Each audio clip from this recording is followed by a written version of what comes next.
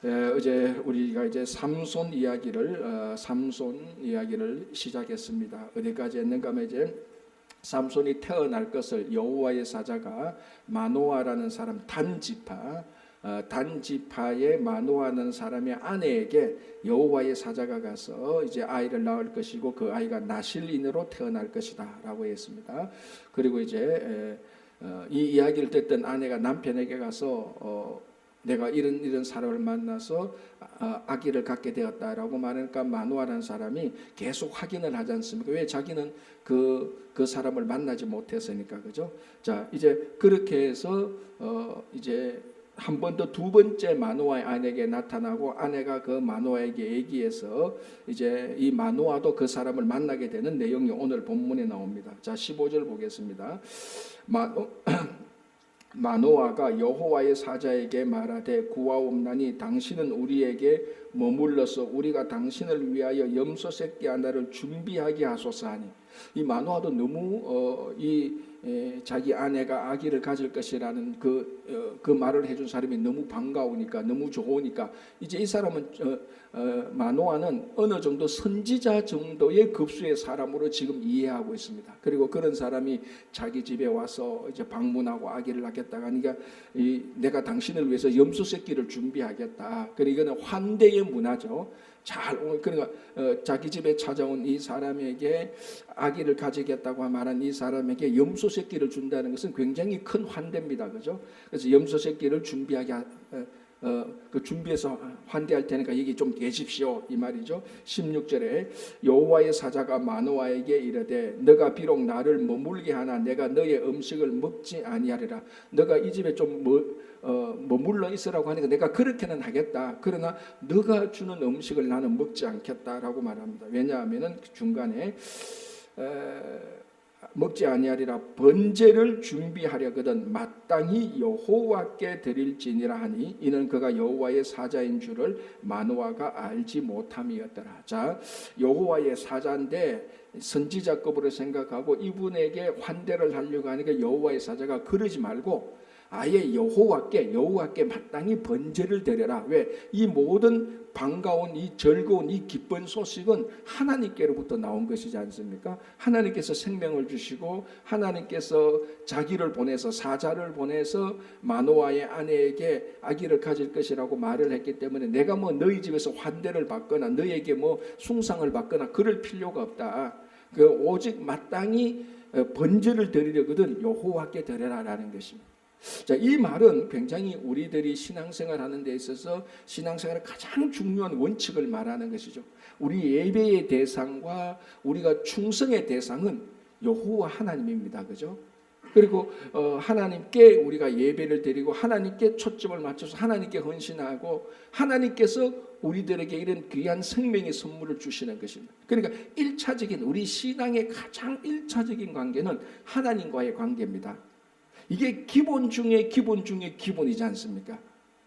이게 가장 중요합니다. 여러분 제가 잘 모르지만 한자를 공부할 때 제일 중요한 한자가 무슨 한자입니까? 한자 글쓰기 할 때 한일자거든요.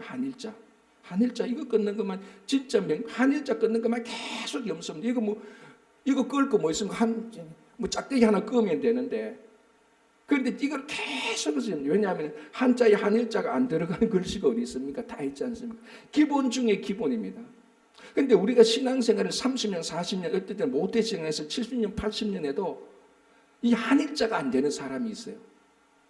자기 관계가 기본적으로 하나님과의 관계에서 이루어진다는 거, 이게 계속해서 안 되고 걸려 넘어지는 사람이 있어요. 하나님과의 관계보다 늘 사람과의 관계를 더 먼저 보고 사람이 자기를 어떻게 볼까? 사람 눈치 보고 사람한테 인기 얻으려고 하고 사람한테 뭐 많이 드리려고 하고, 물론 이런 것들이 나쁜 것은 아닙니다. 그죠? 사람들이 이 사람의 마음이 어떨까 헤아리고 이 사람 눈치를 보고 그런 건 다 인간관계에서 다 필요한 거 맞아요. 그러나 신앙생활에서는 이거보다 더 근본적으로 하나님과의 관계가 더 우선 아닙니까? 그러니까 늘 사람에게 신경 쓰다 보니까 하나님과의 관계가 굉장히 경솔해지고 얕아집니다. 그러니까 하나님과의 관계에서 기쁨을 누리지도 못하고 하나님에게 헌신하며 하나님과 인격적인 만남이 없는 거예요. 30년, 40년에서도. 자, 오늘 이 여호와의 사자가 마땅히 여호와께 번제를 드려야 된다. 가장 기본이죠, 그죠? 그리고 우리가 마땅히 충성하고, 마땅히 우리가 예배를 드리고, 마땅히 우리가 예물을 드리고, 마땅히 우리가 기도를 하고 해야 될 것은 모든 것은 하나님이고, 모든 것이 하나님으로부터 나오는 겁니다. 이게 가장 기본이에요. 이 토대 위에서 성도의 교제도 이루어지고, 구제하는 것도 이루어지고, 하나님과의 관계가 이루어지지 않았는데 복음 전도를 한다? 이거 전부 다 말짱 도루묵이죠. 자기가 하나님과의 기쁨이 없는데, 자기가 하나님과 인격적으로 만나는 게 부족한데, 자기가 하나님과 평생 살아오면서 그 하나님의 은혜에 감사하고 그게 없는데 복음 전도 그런 사람을 할 수도 없고 복음 전도의 능력도 없는 것이죠. 그래서 오늘 이 여호와의 사자가 마노아에게 말했던 것, 가장 신앙의 원칙, 당연히 하나님께 마땅히 여호와께 번제를 드리라 했던 말입니다.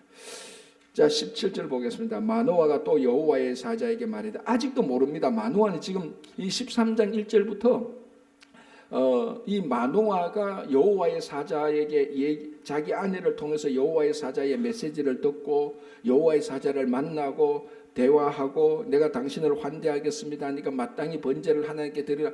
계속 이런 직접 간접적인 관계가 계속해서 유지되는 가운데서도 여전히 마노아는 이 사람이 하나님의 사자인지 모릅니다. 이게 뭘 의미하는가 하면 이 당시 삼손이 태어나고 삼손이 사역할 이 당시 이스라엘 백성들의 영적 무지함을 이 마노아를 통해서 그대로 보여주는 겁니다. 지금 자기가 여호와의 사자하고 만나서 있는데도 이 여호와의 사자인 줄 대화를 하지 않습니까? 이런 케이스가 많지 않습니까? 여러분, 여호와의 사자가 나타나서 한 사람과 이렇게 오랫동안 대화를 주고받은 적이 많지 않아요. 몇 사람 안 됩니다. 성경에서 전부 다 선지자들, 아브라함 정도 이렇게 오랫동안 대화한 사람이 거의 없을 정도임에도 불구하고 마노아는 여호와의 사자인 줄 알지 못합니다. 계속해서 모르고 있습니다. 왜? 영적으로 무지하니까. 오늘날에도 얼마나 첨단 과학이 발달하고 여러분 요즘 유튜브를 다 듣고 계신데 AI 시대, 앞으로 5년 10년간의 AI 시대 이런 얘기를 계속 들을 겁니다. 그러니까 이게 오늘날의 과학의 이 발전은 지난 인간의 과거의 발전하고는 이거는 양상이 완전히 다른 겁니다. 산업혁명이 일어나고 3차 혁명이 나고 이런 차원하고 완전히 다르지 않습니까? 엄청난 상상할 수 없는 발전이 일어났다 한다 할지라도 사람의 영적 성숙은 일어났느냐는 거죠. 아니라는 겁니다. 여전히 영적으로 무지하다는 겁니다. 그래서 제가 가끔 이런 말 좀 종종 하는데, 신앙생활 오래 했다고 영적으로 성숙된 것은 아니라는 겁니다. 그렇다고 해서 초신자가 성숙했냐, 그것도 아니라 전체적으로는 신앙생활을 오래 하면은 하나님을 더 많이 알 수 있는 기회를 가졌고 하나님과 관계를 할 수 있는 기회를 가졌기 때문에 전체적으로는 신앙생활을 오래 해야 성숙하죠, 당연히. 그러나 오늘 이 마노아를 볼 때에 계속해서 하나님의 사자를 만났는데도 그 하나님의 사자인지 모르는 겁니다. 그래서 궁극적으로 뭐라고 묻습니까? 17절에 결국 궁극적으로 마노아가 묻는 게 뭡니까? 도대체 당신의 이름이 뭡니까? 라고 묻는 거예요. 17절 마노아가 또 여호와의 사자에게 말하되 당신의 이름이 무엇입니까? 당신의 말씀이 이루어질 때 우리가 당신을 존귀히 여기리라. 도대체 당신은 누굽니까? 그래서 이런 메시지를 전하는 사람이 누굽니까? 당신의 이름을 알려주소. 그러면은 우리가 아들을 낳을 때에 당신한테 존귀하게 여기겠습니다. 요즘 같으면은 사람의 연락이 얼마나 쉽습니까? 그죠? 저 지구 반대편에 있는 사람도 금방 찾아냅니다. 그러나 이 당시에는 오늘 만나서 한 번 헤어지면 못 만나니까 이 사람의 이름을 꼭 알아놓는 게 중요합니다. 왜? 이 사람의 이름을 알아놔야 정말로 이 사람의 예언대로 아기를 낳으면은 이 사람의 은혜가 있으니까 이 사람이 도와줬으니 이 사람이 크게 존귀하게 하겠다는 그런 얘기를 하는. 그러니까 전혀 어떤 하나님의 사자라는 것을 모르고 있습니다. 자, 18절 여호와의 사자가 그에게 이르되 어찌하여 내 이름을 묻느냐? 내 이름은 기묘자라. 이제 기묘자라는 말 속에 크게 두 가지입니다. 이거 비밀이다라는 의미가 있고 또 하나는 원더풀하다라는 겁니다. 원더풀, 신기한 원더가 뭡니까? 놀라운 일 아닙니까? 풀은 가득 차다 아닙니까? 원더풀, 놀라운 일로 가득 찬 사람이다. 근데 이미 이 말은 하나님에게 붙이는 이름이거든요. 예수님께서 태어나서 그는 기묘라 정사라 저는 그는 기묘라 그 어깨는 정사를 메었고 예수님에게 붙여진 메시아에게 붙여진 이름입니다. 바로 그죠? 자, 기묘자라 하니라 19절. 이에 마노아가 염소 새끼와 소재물을 가져다가 바위 위에서 여호와께 드림에 이적이 일어난지라. 마노아와 그의 아내가 본적 불꽃이 제단에서부터 하늘로 올라가는 동시에 여호와의 사자가 제단 불꽃에 휩싸여 올라간지라. 자, 여기서 이제 원더풀한 일이 일어났습니다. 내 이름은 기묘자라 말했는데 원더풀이다라고 말하면서 동시에 이제 이 마노와 그의 아내가 제물을 드니까 바로 그 이름대로 원더풀한 놀라운 일이 딱 일어나기 시작하는. 그러니까 불꽃에서 그 제물을 드니까 불꽃에서 제단이 일어나서 하늘로 올라가는 동시에 여호와의 사자가 그 올라간 그 불꽃에 휩싸여 가지고 하늘로 올라가 버려. 굉장히 원더풀한 것이죠, 그죠? 이런 그러니까 이 마노아처럼 오랫동안 여호와의 사자와 대화하고 여호와의 사자가 바로 불꽃을 타서 올라가는 이런 정말 원더풀한 것을 본 사람이 별로 없습니다. 자, 그제서야 20절 보겠습니다. 불꽃이 제단에서부터 하늘로 올라가는 동시에 여호와의 사자가 제단 불꽃에 휩싸여 올라간지라. 마노아와 그의 아내가 그것을 보고 그들의 얼굴을 땅에 대고 엎드리니라. 이 원더풀한 일이 일어났으니까 일단은 막 공포스럽기도 하고 신기하기도 하고 이럴 때 인간은 본능적으로 땅에 엎드리는 거죠. 그죠? 21절에 여호와의 사자가 마노아와 그의 아내에게 다시 나타나지 아니하니 마노아가 그제야 그가 여호와의 사자인 줄 알고. 자, 여기서 중요한 단어가 뭐죠? 그제야. 계속 얘기하고 아내를 통해서 간접적으로 메시지를 받고 직접 만나서 얘기를 하고 그리고 제단에 그 뭡니까? 그 염소 새끼가 제단을 하나님께 드리니까 거기서 불꽃이 올라와고 그제서야 여호와의 사자가 불꽃이 하늘로 올라가니까 그제서야 정말 이래도 마노아가 몰랐다면은 이건 더 이상 이야기가 진전 안 되죠. 이제 여기서 바로 심판이 일어나는 겁니다. 그러니까 이 삼손 때에는 최종 마지막 우리가 뭐 60정이 커트라이라면은 딱 60정에 딱 걸려서 하나님을 알게 되는 겁니다. 그래서 59점 내려가면 이제 끝나는 건데 웬만한 시대 같으면 이 정도 나오면은 한 70점 정도 되면은 70점 정도 상태 되면은 여호와인 줄 알고 경배하고 이제 일어나는데 이 마노아 시대든 블레셋 삼손 시대든 마지막 진짜 1점 데드라인에 탁 걸렸습니다. 그래서 오늘 본문이 그제서야 참 번역을 잘했습니다. 이거는 그제서야 여호와인 줄 알았다는. 마지막에 구원받은 어떤 이런 케이스. 그러니까 구원은 받는데 마지막 턱걸이에서 구원받는 이런 케이스. 영적으로 마지막 성숙이라고 말하기보다는 마지막 구원받을 수 있는 그 단계, 요 단계에서 이제 그 삼손 시대의 이야기가 시작되는. 그러니까 이게 굉장히 지금 그러니까 사사시대 처음부터 굉장히 지금 계속해서 내려가는 이런 것을 보여줍니다. 자, 22절에 그의 아내에게 이르되 우리가 하나님을 보았으니 반드시 죽으리로다 하니. 그래도 이 마노아가 어려서 들은 건 있어요. 신적 그 임재를 직접 만나면 죽는다. 왜 거룩한 하나님이고 우리들은 죄인이니까 이제 이런 신에 대한 두려움과 이런 것이 없었던 건 아닙니다. 그러니까 아내에게 막 호들갑을 떱니다. 야, 큰일 났다. 우리가 여호와를 만다. 우리가 하나님을 만났다. 야, 우리 다 죽게 된다. 어떡하냐. 이제 이런 말이죠. 자, 그때 23절에 마노아의 아내가 말합니다. 그의 아내가 그에게 이르되 여호와께서 우리를 죽이려 하셨더라면 우리 손에서 번제와 소제를 받지 아니하셨을 것이요 이 모든 일을 보이지 아니하셨을 것이며 이제 이런 말씀도 우리에게 이르지 아니하셨으리이다 하였더라. 아내가 훨씬 더 남편보다 하나님에 대한 지식이 많습니다. 더 지혜로운 것입니다.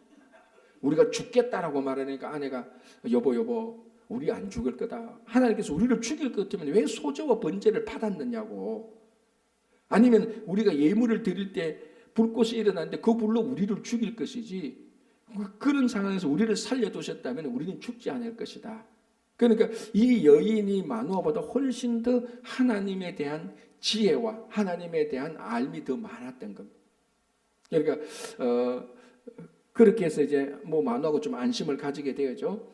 자, 24절에 그 여인이 아들을 낳으며 그가 그의 이름을 삼손이라 하니라.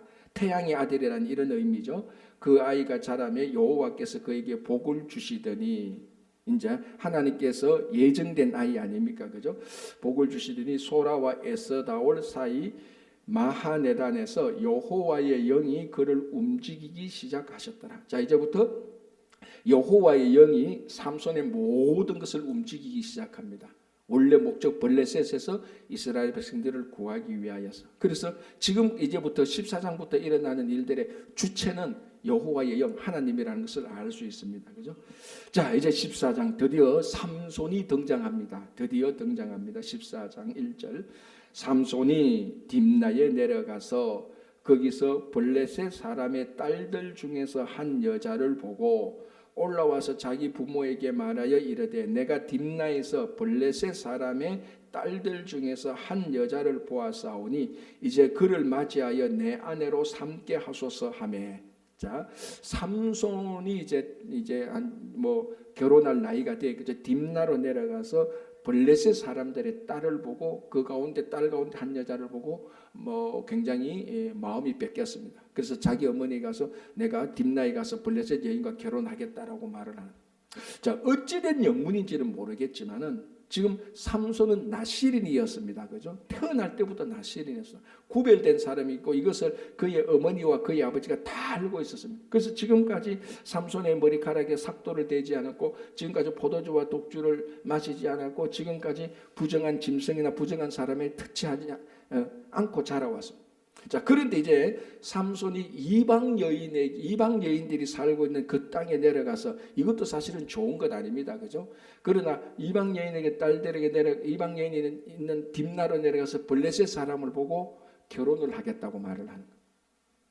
자, 보통 이스라엘 사람도 이방 여인과 결혼을 해서는 안 됩니다. 이때 사사시대 때 가나안 땅에 들어가서 그들과 동화되지는 거 너의 아내를 이방 사람들한테 구하지 말고 네 딸을 이방 사람들에게 주지 말고 구별된 삶을 살아라 그랬는데 이미 삼손은 사사로 구별받고 태어났음에도 불구하고 이방 여인과 결혼을 하겠다고 자기 부모에게 요청을 하게 되는 것입니다.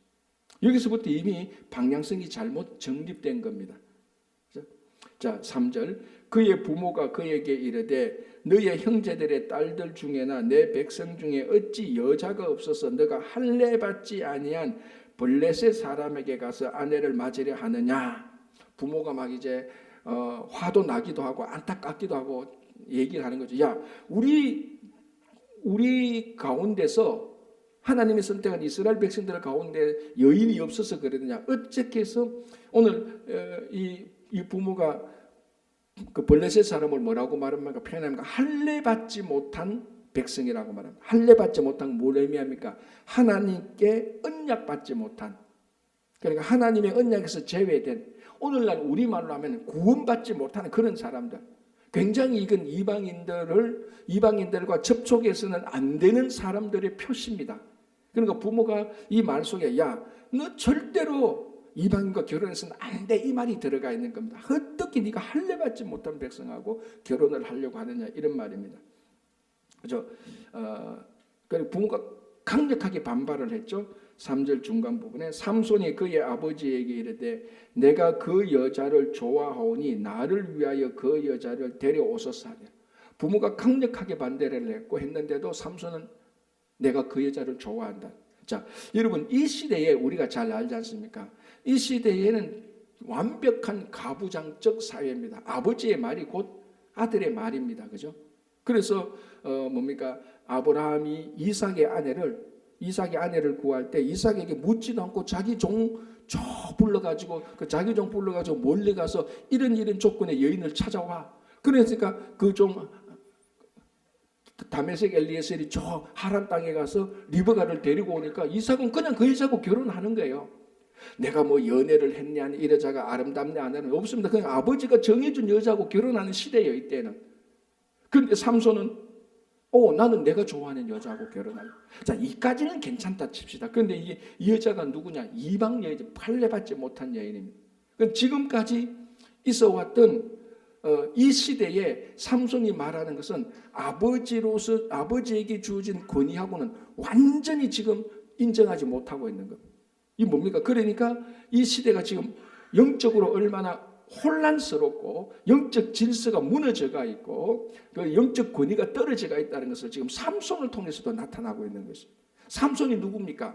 이스라엘 백성들을 구하려고 하나님께서 구별된 사람들입니다. 나실인이란 말이죠. 자, 그리고 결정적인 이 삼손이 하는 말의 내용입니다. 뭐라고 말하는 거야? 내가 그 여자를 좋아하오니. 이 말은 뭔가 하면은 노아 때에 하나님의 아들들이 사람의 딸들을 보고 자기 보기에 좋은 여자를 데리고 와서 막 결혼을 했다는 거예요. 요 문구가 하나님께서 노아 시대 때 가장 타락했다고 보는 첫 번째 징조였습니다. 지금 히브리어로 바로 그 말을 삼손이 하는 거예요. 노아 시대 때에 타락의 시작이 되었던 하나님의 아들들이 사람의 딸들을 보고 자기 마음에 좋은 대로 자기 아내를 차지했다. 이거는 그러니까 한 남자와 한 여자가 결혼을 하는 데 있어서 우리가 결혼해서 가정을 잘 이루고 당신하고 내하고 이렇게 합시다. 이런 가정을 이루는 것이 아니고 자기 마음에 좋은 대로 충동적으로 보니까 너무 이쁜 거야. 너하고 결혼하자. 그리고 또 살다가 뭐 좀 안 맞으면 또 헤어지고 또 결혼하고 헤어지고. 그러니까 이 결혼이라는 자체가 하나님께서 우리들에게 주신 이 결혼이라는 이 자체의 신성함, 경건함, 이런 게 지금 삼손에게 없어서 내 마음에 좋은 대로 노아 시대 때 타락했던 그 마음의 본성이 그대로 나타나는 겁니다. 그래서 내가 이 여자를 좋아하는데 왜 아버지가 간섭이냐는 겁니다. 이방 여인 나 그런 거 몰라요 이런 말이죠. 다른 사람은 이렇게 말해도 나실이는 이렇게 말하면 안 되는 거죠. 삼손이 지금 그렇게 말했단 말이에요. 자, 4절에 그때에 블레셋 사람이 이스라엘을 다스린 까닭에 삼손이 틈을 타서 블레셋 사람을 치려함이었으나 그의 부모는 이 일이 여호와께로부터 나온 것인 줄은 알지 못하였더라. 이 14장 4절의 번역은 좀 사실은 문제가 있습니다. 왜 개역 개정판을 하면서 이 본문을 이렇게 본문을 번역했는지 몰라요. 히브리의 14장 4절에 주어는 하나님입니다. 그래서요 새 번역이 잘 되겠어요. 새 번역이 이렇게 번역하고 있어요. 제가 읽어드릴게요. 그의 부모는 주님께서 블레셋 사람을 치실 계기로 삼으려고 이 일을 하시는 줄을 알지 못하였다라고 그래요. 자, 우리 성경을 보면은 왜 삼손이 블레셋 여인과 결혼을 하려고 하죠? 14장 4절을 보면은 삼손이 이것을 틈을 타서 블레셋 사람을 치려고 그래서 블레셋 사람하고 결혼한다. 이런 내용으로 되어 있습니다. 14장 4절은. 근데 이게 아니라는 사실은. 그런데 14장 4절을 자세히 읽어보면은 그러니까 이 번역이 왜 잘못됐는가 하면 일반 성경을 보는 사람들이 오해 충분히 하도록 번역이 되어 있어요. 잘못된 겁니다. 삼손이 틈을 타서 블레셋 사람을 치려함이었으나 그의 부모는 이해를 못해. 삼손이 내가 사사로 구별받았으니까 블레셋 사람을 구해야 되겠다. 어떻게 구할까? 블레셋 여인과 결혼, 그 위장적으로 가짜로 결혼해서 내가 저 사람들 저 커뮤니티에 들어가서 내가 반란을 일으키든지 사람을 모으든지 해서 블레셋 사람을 치야 되겠다. 그런 의도로 지금 보이는 거예요. 사절은 이게 아니라는 겁니다. 하나님이 이런 일들을 통하여서 블레셋 사람을 치려고 이런 일을 했다는 겁니다. 그러니까 삼손이 계획이 있어서 나실인에서 계획이 있어서 이걸 한 게 아니고 하나님이 계획이 있어서 삼손이 이렇게 되는 것을 알고 있었다는 겁니다. 주어가 완전히 다른 거죠. 삼손이 계획이 있어서 이런 일을 했다는 것은 우리는 삼손을 비난할 수 없습니다. 이거 삼손이 진짜 블레셋 여인을 좋아해서 그러는 게 아니구나. 우리 이렇게 볼 수 있는데 아니에요. 삼손이 진짜 블레셋 여인을 좋아했고 노아 시대 때에 자기 마음에 드는 여자를 데리고 와서 아무 생각 없이 결혼하려고 한 거예요. 지금 충동적으로. 그럼에도 불구하고 하나님께서는 이 일을 통하여서 이 일을 통해서 삼손을 사용해서 블레셋 사람을 치려고 하신 것입니다. 주어가 완전히 다릅니다. 주어가 완전히 다르면 우리가 이 세상을 보는 관점이나 우리 삶에서 일어나는 일들이 완전히 다른 거 아닙니까? 제일 중요한 거 아닙니까? 신앙생활에서 주어가 이게 삼손이었다라면 완전히 이야기가 달라지고 하나님이 했다면 이야기가 완전히 달라져요. 우리 삶 속에서 주어가 삼손이 아니고 하나님이라는 겁니다. 결국 신앙생활은 뭡니까? 내 인생의 주어가 누구냐? 그건 늘 알고 살아가는 것 아닙니까? 하나님이라는 거죠. 그죠? 그래서 하나님께서 이 일을 하시려고 이렇게 하신 겁니다.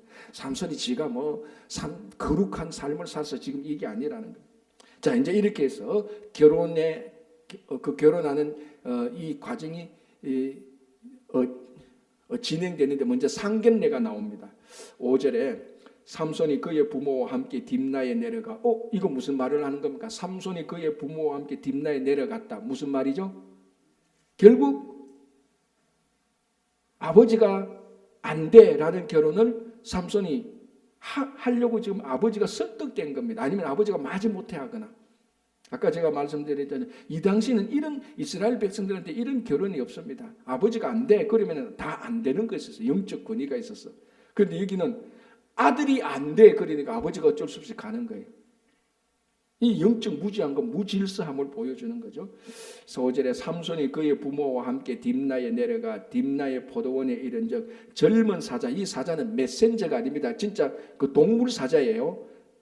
라이언입니다. 젊은 사자가 그를 보고 소리 지른지라. 자, 젊은 사자가 얼마나 힘이 세겠습니까? 얼마나 공포스럽습니까? 자, 이때에 6절에 여호와의 영이 삼손에게 강하게 임하여, 이 여호와의 영이 삼손에게 임해서 삼손이 무기도 없이 손으로 염소 찢어 죽이듯이 사자를 찢어 죽여버렸습니다. 자, 여기서 여호와의 영이 삼손에게 임했다는 것은 삼손의 인격을 성숙하게 하거나 하나님의 뜻을 알게 하거나 이런 차원의 여호와의 영이 아니고 삼손의 힘이 어디에서 나온다라는 것을 밝혀주는 겁니다. 염소를 찢어 죽이는 그 강력한 힘이, 헤라클레스와 같은 슈퍼맨과 같은 그 힘이 어디서부터 나옵니까? 여호와의 영으로부터 나온다는 겁니다. 이게 중요한 거죠. 그리고 19절을 보시기 바랍니다. 여호와의 영이 삼손에게 갑자기 임하시며 삼손이 아스골론에 내려가서 그곳 사람 30명을 쳐 죽이고. 자, 요건 이제 좀 이따 보겠지만 어쨌거나 요 본문만 보면은 삼손이 아스골론은 블레셋의 5 국가 도시 가운데 하나입니다. 거기 가서 아스골론에 가서 블레셋 사람 30명을 쳐 죽입니다. 1대 30이죠. 이게 이런 강력한 힘이 어디에서 나옵니까? 19절에 여호와의 영이. 그러니까 삼손의 엄청난 힘은 삼손 자기가 훈련을 잘 받아가지고 태어날 때 체격이 좋아가지고 국가에서 레슬링해서 올림픽 레슬링에서 금메달을 따서 그게 아니라는 겁니다. 여호와의 영이 함께해서 삼손의 힘이 나타나는 것이고 삼손의 힘의 비밀이 여호와의 영에 있다는 것을 계속해서 얘기하고 있습니다. 그래서 여호와의 영이 삼손에게 임해서, 자, 여기서 그럼 우리가 이렇게 말하죠. 아니, 여호와의 영이 삼손에게 임했는데 왜 삼손은 지금 자기가 잘못하고 있는 것을 깨닫지 못하고 있습니까? 요거는 질문이 잘못된 거죠. 여기에서 여호와의 영은 삼손의 힘이 여호와의 영에 있다는 것을 그걸 말하려고 하는 겁니다. 자, 그래서 염소 새끼를 찢어 죽입니다. 6절 중간에 보겠습니다. 염소 새끼를 찢는 것 같이 찢었으니 그는 자기가 행한 일을 부모에게 알리지 아니하였더라. 왜 부모에게 알리지 않죠? 자, 여기 볼게요. 9절 끝부분에 그 꿀을 사자의 몸에서 떠왔다고는 알리지 아니하였더라. 왜 지금 삼손은, 여러분 생각해 보세요. 자기가 염소 새끼, 젊은 사자를 염소 새끼 찢어서 죽였는데 이거 부모한테 힘 자랑할 수도 있지 않습니까? 어머니 보십시오, 아버지 보십시오. 당신의 아들이 이렇게 힘셉니다. 이거 얘기하는 게 뭐가 잘못됐어요? 왜 자꾸 감추려고 하죠? 삼손은 나신에게 부정한 것을 터치했거든. 자기가 죽였잖아요. 자기가 시신을 만든 특정, 이거 잘못된 거예요. 삼손은 이거는 아는 거예요. 자기가 나신이라는 것을 모를 리가 없죠. 부모가 얘기했는데 이거 안 되는 건 아닙니다. 그럼에도 불구하고 염소 새끼를 사자를 죽였으니 부정한 짐승에 터치됐으니까 이걸 감추는 거예요. 또 그러니까 지금 계속해서 말씀드리지만 지금 뭔가 모르게 지금 이 시대가 삐걱삐걱하고 무지함 속에 혼란이 계속해서 들어가 있는 겁니다. 자, 7절 그가 내려가서 그 여자와 말하니 그 여자가 삼손의 눈에 들었더라. 자, 이 말은 어떤 한 여자와 결혼하는데 그 여자의 인격과 성품과 그 여자의 됨됨이와 내와 함께 결혼 생활을 하면 좋은 가정을 이루겠다, 이런 차원의 관점에서 눈에 든 게 아니고 그냥 남자가 여자를 볼 때 매력이 있었다는 겁니다. 노아 시대 때 하나님의 하나님 아들들이 여자를 보고 자기 마음의 아름다움대로 그냥 했다는 거예요. 이게 충동적이죠. 육적인 거죠. 육체적인 거죠.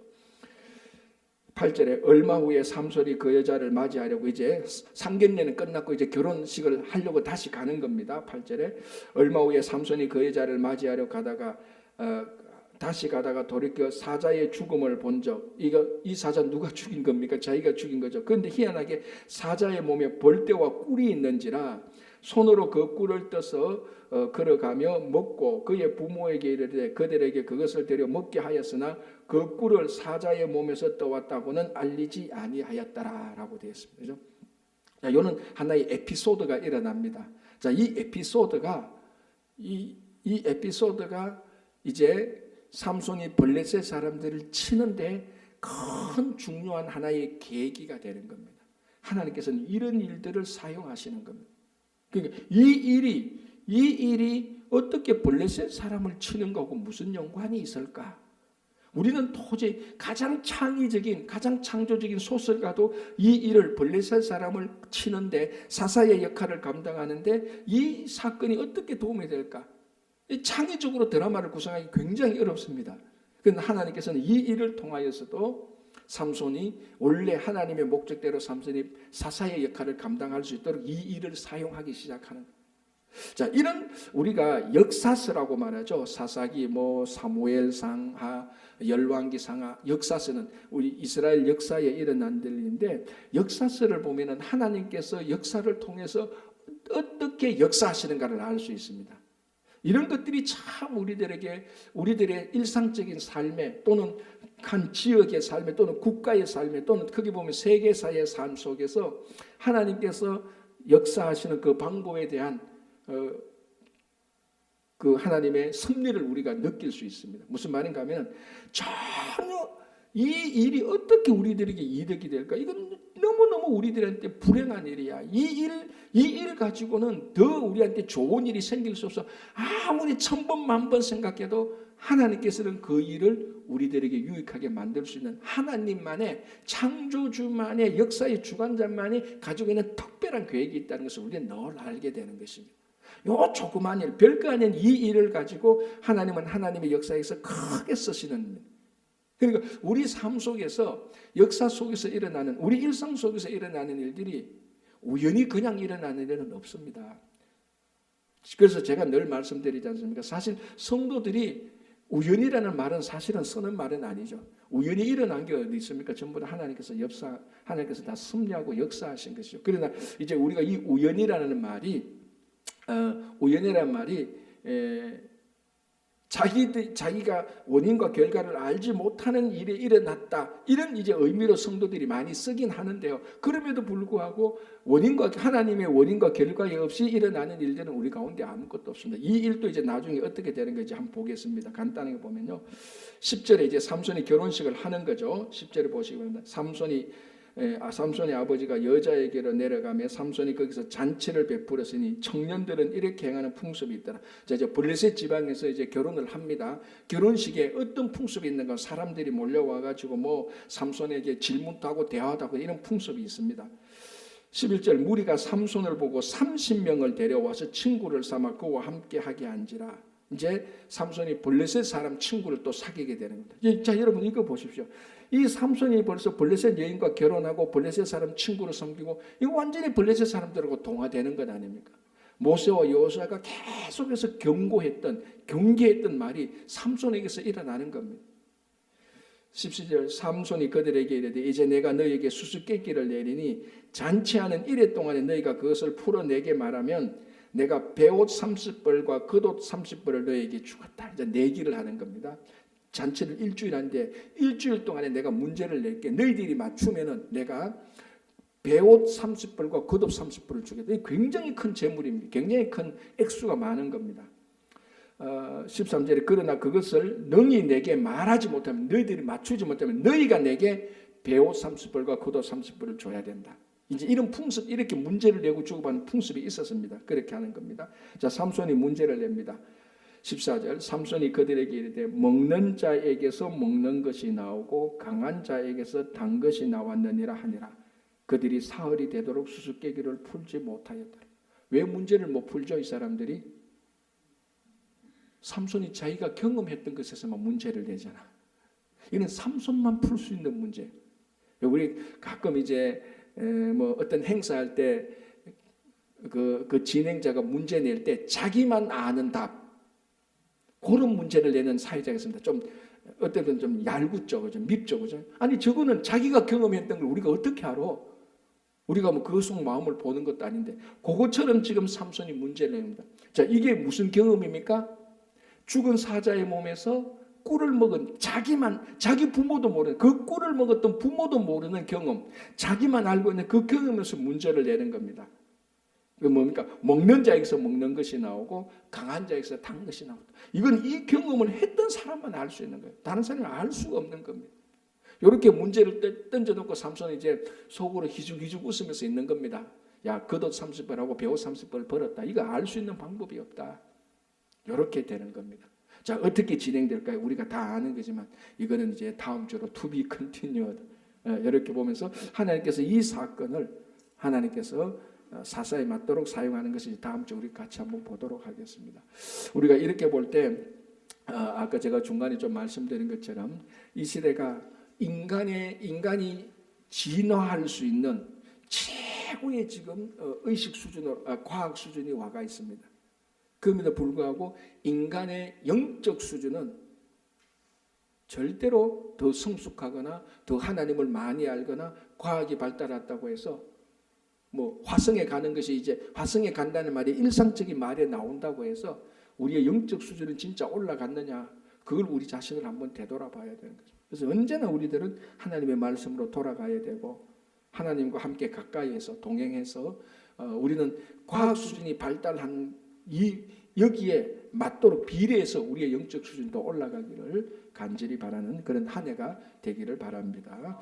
우리 같이 기도하겠습니다. 오늘은 토요일인가 같이 통성으로 기도하겠습니다. 첫 번째, 이제 새해 올 한 해 동안 여러분 각자 기도하는 모든 기도가 응답될 수 있도록 기도하고요. 가정의 기도, 그리고 여러분 일터의 기도, 교회와 또 국가적인 기도도 같이 해주시고요. 교회의 기도가 이제 시무 장로 선출과 그리고 말씀 나눔 반이 이제 이번 주일부터 잘 진행될 수 있도록 기도해 주시고, 볼리비아 선교 잘 진행될 수 있도록 올 한 해 동안에 또 교회와 가정과 여러분 또 각자의 기도 제목들을 위해서 주여 한번 크게 부르고 2, 3분간 동성으로 기도하겠습니다. 주여, 아버지 하나님 주님 감사합니다. 오늘도 저희들 아버지 하나님 주님 앞에 나와서 사사기 말씀을 보면서 아버지 사사시대 삼손시대의 그 영적 무지함이, 영적 혼란이 오늘날 우리 시대에 있는데 우리가 또 그런 무지함과 혼란 속에 있는 것은 아닌지 우리 자신을 되돌아보게 하여 주시옵소서. 과학과 의식과 이 모든 수준은 상상할 수 없을 정도로 진화하고 발달하고 있는데 우리의 신앙은 얼마나 잘하고 있는지 우리 자신을 한번 되돌아볼 수 있도록 인도하여 주시옵소서. 주님, 오늘도 이 함께 모여서 주님께 기도합니다. 아버지, 이 추운 날씨에 또 이 새벽에 나와서 기도하는 주님의 아버지 하나님, 이 모든 기도를 들어서 응답하여 주시기를 간절히 원합니다. 올 한 해 동안에도 이 재단에 나와서 기도하는 기도 제목을 다 들어주시고 응답하여 주시고 응답받는 한 해가 될 수 있도록 주님 인도하여 주시기를 간절히 원하옵나이다. 아버지 하나님, 저희들을 살펴주시고 인도하여 주시고 우리들이 함께 기도하는 제목들이 있습니다. 시무장로 두 분이 잘 선출될 수 있는 주님께서 역사해 주시고, 아버지 이제 내일부터 말씀 나눔 반이 이제 새롭게 시작됩니다. 특별히 아버지 숨기는 분들을 주님께서 보살펴 주시고 아버지 겸손으로 잘 숨기게 하시고 함께 참여한 말씀 나눔 반 모든 성도들이 그 말씀 나눔을 통해서 진짜 말씀을 나누고 아름다운 친교를 이루며 하나님의 말씀을 많이 배우고 성숙하며 영적으로 더 많이 자랄 수 있도록 인도하여 주시기를 간절히 원합니다. 아버지 볼리비아 단기 선교가 또 이를 말했습니다. 아버지 하나님, 올해도 이 선교가 하나님의 인도하심에 따라서 잘 성공적으로 마치고 저희들이 맡겨준 선교 사명을 기쁨으로 감당할 수 있도록 도와주시옵소서. 아버지 하나님, 이를 위해서 기도하는 모든 손길들 들어주시고 준비하는 모든 손길들에게도 함께하여 주시기를 간절히 원합니다. 주님, 오늘 또 주님 함께 하시고 이 새벽에 나와서 하나님께 기도드립니다. 날씨가 춥습니다. 건강 지켜주시고 새벽에 나오는 발걸음이 불편하지 않도록 주님께서 역사해 주시기를 간절히 바랍니다. 바라옵고 원하옵나이다. 주님, 우리 가정을 살펴주시고 자녀들을 보살펴주시고 어르신들이 건강하게 살아갈 수 있도록 도와주시옵소서. 아버지는 경제가 어렵습니다. 그러나 우리 성도님들의 가정과 성도님들의 일터에 그 비즈니스와 직장에 주님께서 풍성한 열매를 주셔서 아버지 어려운 가운데서도 풍성하게 살 수 있도록 주님께서 늘 함께하여 주시기를 간절히 원합니다. 우리 자녀들, 교회 어르신들, 그 일하는 일꾼들 주님께서 한 사람 한 사람 살펴주시고 하나님께 온전히 나갈 수 있도록 도와주시옵소서. 올 한 해 동안에 이 새벽제단에서 나와서 올려드리는 모든 기도를 주님께서 하늘 문을 여시고 응답해 주실 것을 믿습니다. 주님, 하나님 아버지 감사합니다. 새로운 한 해를 저희들에게 선물로 주셨습니다. 이 한 해 동안에 간절히 바라옵기는 정말 이 새벽제단에 나와서 이 주님의 몸된 친구 교회에 나와서 기도하는 기도 제목들을 다 들어서 응답해 주실 줄 믿습니다. 늘 기도와 말씀으로 살아갈 수 있도록 도와주시고 늘 신앙의 가장 기본에 서서 좌로나 우로나 흔들리지 않도록 도와주시옵소서. 세상은 상상할 수 없을 정도로 진화하고 발달해 나가지만 우리의 신앙은 얼마나 자랐는지, 아버지 세상이 발달하고 성장한다고 해서 우리의 신앙이 자동적으로 성장하고 성숙하는 것은 아니오니 늘 말씀과 기도로 되돌아갈 수 있도록 늘 기본으로 되돌아갈 수 있는 우리들 될 수 있도록 주님 인도하여 주시옵소서. 하나님 시무장로 두 분 선출이 하나님 은혜 가운데서 잘 선출되게 하시고 아버지 하나님 말씀 나눈 반이 이제 이번 주일부터 시작됩니다. 지난주 오리엔테이션을 했습니다. 특별히 아버지 섬기는 사람 아버지 그 말씀 나눈 반을 섬기는 리더들에게도 함께해 주시고 함께 말씀을 나누는 모든 성도들에게 말씀 나눔을 통하여서 진짜 말씀을 중심으로 교제를 하고 신앙도 자라가고 아름다운 하나님의 교회와 나라가 이루어질 수 있도록 도와주시옵소서. 볼리비아 단기 선교를 함께 하시고 온 성도들이 참여하게 하여 주시옵소서. 현장에 가는 사람들뿐만 아니라 남아서 기도하고 항상 관심과 사랑으로 우리에게 맡겨주신 선교 사명을 잘 감당케 하여 주시기를 원합니다. 주님 가정마다 복되게 하시고 우리 자녀들에게 은혜를 주시사 잉태된 생명에서부터 다 성숙한 자녀에 이르기까지 모든 자녀들이 하나님의 뜻에 합당하게 자라게 하시고 가정과 일터에 풍성한 열매를 주시고 교회 어르신들 늘 건강하게 하여 주시옵소서. 주님의 육신의 강건함을 주시고 심적인 견고함을 주셔서 영육간의 강건한 올 한 해가 될 수 있도록 인도하여 주시옵소서. 감사하오며 예수님의 이름으로 기도하옵나이다. 아멘.